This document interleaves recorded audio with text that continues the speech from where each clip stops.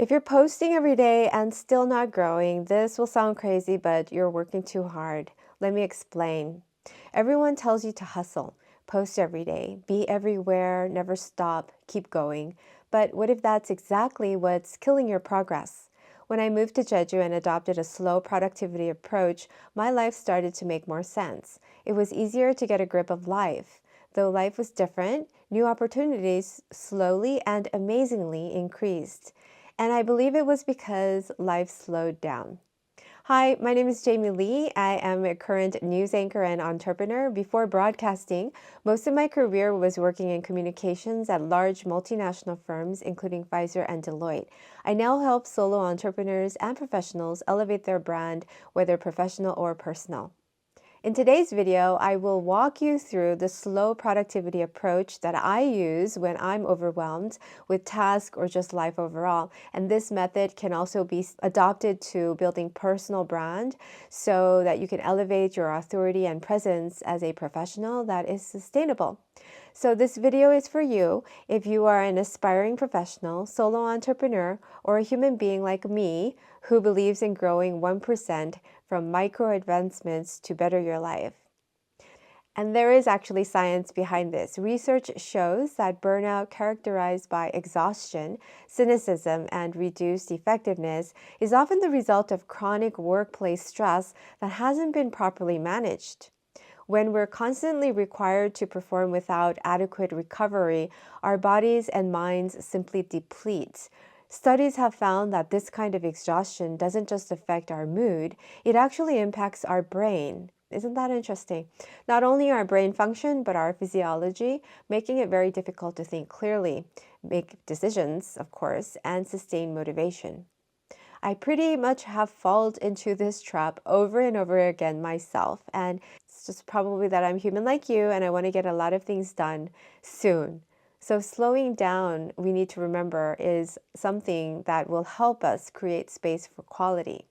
And for me, moving to Jeju meant living a slower life, but it turned out to be the opposite in the beginning. I was working harder than ever, meanwhile leaving the firm for graduate school and eventually working as an entrepreneur. I was racing through 3 jobs while I was in school, and I had to make a decision. I knew I wasn't going to hustle my way to happiness, so I decided to think differently and work differently. Instead of saying yes until I couldn't take on any more tasks, I steadily started to let things go. And it didn't come easy in the beginning because in the process, I learned the hard way that I'm very bad at saying no. I learned to say no to tasks that weren't working in alignment with my integrity. Well, the result, for the most part, my health improved and my relationship with my current clients deepened. I began to attract better opportunities, not because I was everywhere, but because I was clear and consistent where it mattered. Remember that slow productivity isn't about doing less. It's about doing what matters deeply. Be intentional and manage your energy. Understanding to be intentional will save you from burnout. Now, let's talk about burnout here. Burnout isn't a badge of honor. It's a design flaw in how we approach work. What does that mean? Well, most professionals burn out because they confuse activity with achievement. They're busy all day, but at the end of the day, they can't point to anything meaningful to call done or achieved, and they don't stop. Does that sound like you? Well, it definitely was me.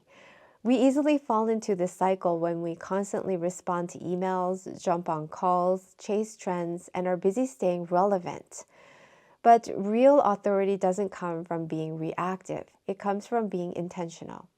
Energy over management is the way to go.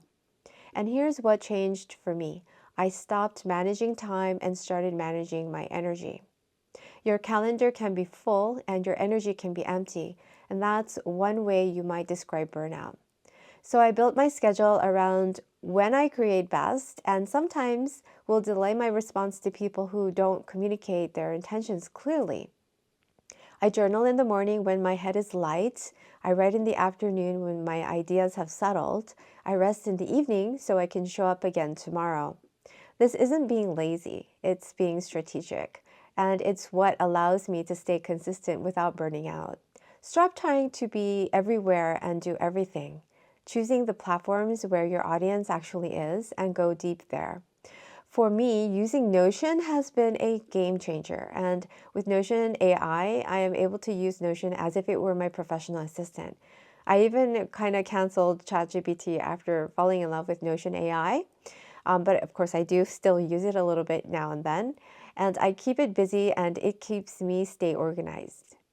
While I use a mixture of Google Forms and Google Sheets for project management, I only use them for tasks that I do often. Notion becomes the binder I always go to, and Google Docs and Excel sheets are the papers that are linked into that binder. And doing this helps me focus better, which means I can create momentum. Creating more is like making more of a mess you have to clear up later, and later you don't feel like cleaning up. Instead of posting every day, post once or twice a week, but make it count. Quality compounds. Your audience doesn't need more content. They need better content. And better content requires space to think, create, and refine.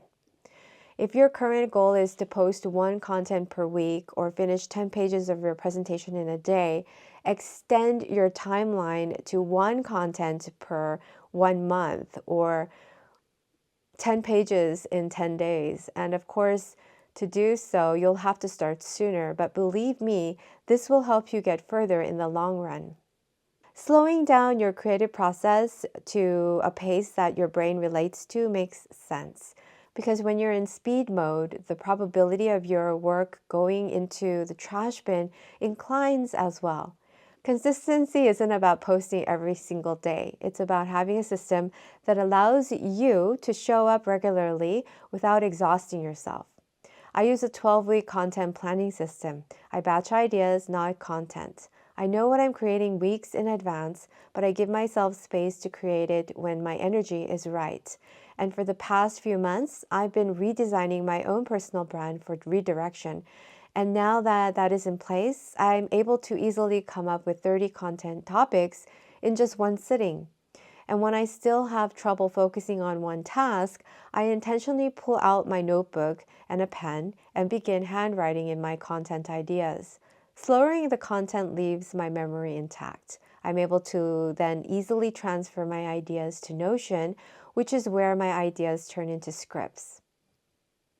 If you can create a place of calm and clarity, your audience will feel that too. If you're always in hustle mode and don't work on paying attention to your environment, you may not even know that you're sabotaging yourself. This is one personal thing that I want to remember because I'm very keen on environment. But hear me out, moving to Jeju wasn't just a lifestyle choice. It became a part of me and my brand's foundation. Slow living became part of my message because it became part of my life. I'm not saying that you have to move to Jeju to feel calm, but consider, it might be a good idea though, but consider where do you create your best work? And how can you build more of that environment into your own life? So here's my challenge for you. This week, try one slow productivity principle. Pick one platform to focus on. Create one piece of content or project, but make it your best. Protect 1 hour of uninterrupted creative time and see what happens when you stop hustling and start creating with intention. If this resonated with you, subscribe for more on building a sustainable personal brand and drop a comment of one thing you're going to slow down on this week. I'll see you in the next one.